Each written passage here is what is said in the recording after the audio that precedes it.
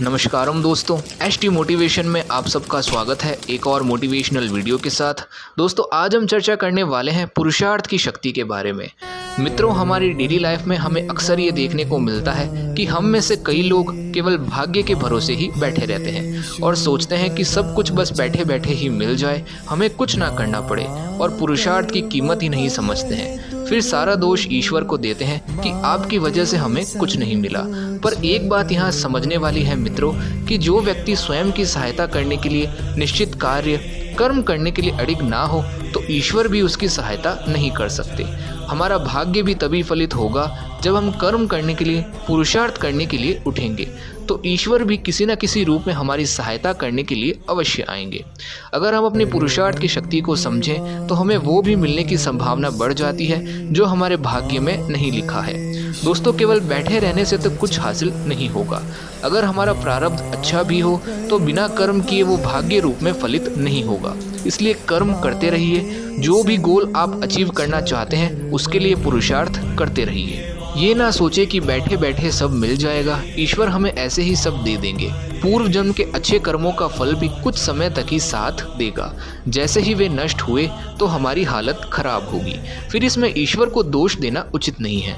Friends, पुरुषार्थ करते हुए हमें अनेक कठिनाइयों कष्टों का सामना भी करना पड़ेगा, तभी हम अपने लक्ष्य को हासिल कर पाएंगे।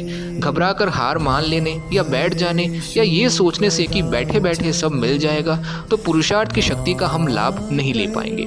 फ्रेंड्स, ईश्वर ने भी कई रूप धारण कर पुरुषार्थ की शक्ति का महत्व हमें बताया।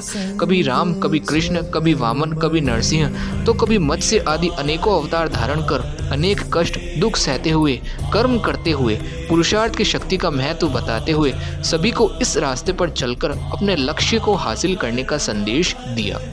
अगर ईश्वर भी ये सोचते कि मैंने मानव रूप में अवतार लिया है, मैं तो ईश्वर हूँ, मुझे कुछ करने की आवश्यकता नहीं है, तो इस संसार के सामने राम कृष्ण जैसे महापुरुषों के उदाहरण प्रस्तुत न होते।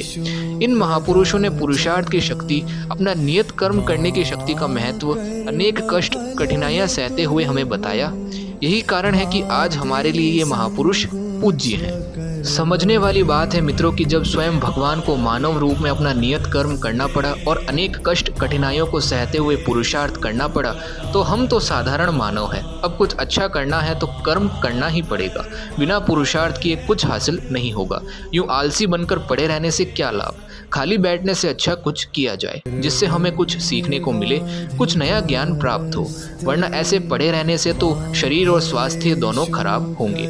इसलिए खुद को एक्टिव रखने के लिए कुछ ना कुछ अवश्य करते रहिए। कभी बेवजह फ्री न बैठे, कोई ना कोई एक्टिविटी ऐसी ज़रूर करें जिससे हमारी पर्सनल ग्रोथ हो और जिससे आगे जाकर एक अच्छी पर्सनैलिटी हमारी बने।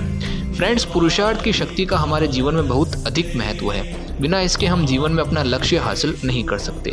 इसलिए फ्रेंड्स, कर्म करते रहिए। भाग्य तो फलित होना होगा, तब समय आने पर हो जाएगा, लेकिन हमें अपना नियत कर्म करते रहना चाहिए। तभी हम जीवन में आगे बढ़ पाएंगे और उत्तम व्यक्ति बन पाएंगे।